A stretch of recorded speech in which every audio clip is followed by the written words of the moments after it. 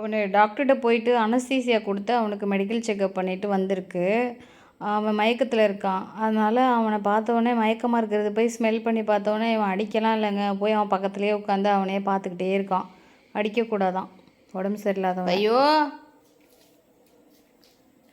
பாப்பாவுக்கு உடம்பு சரியில்லடி.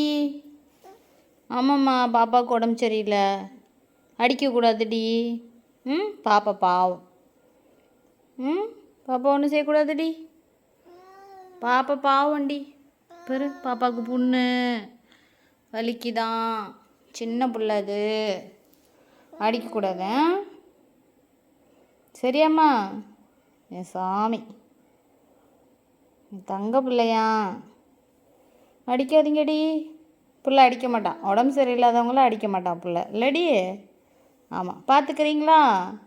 பார்த்துக்கங்க. பாப்பா சரிம்மா.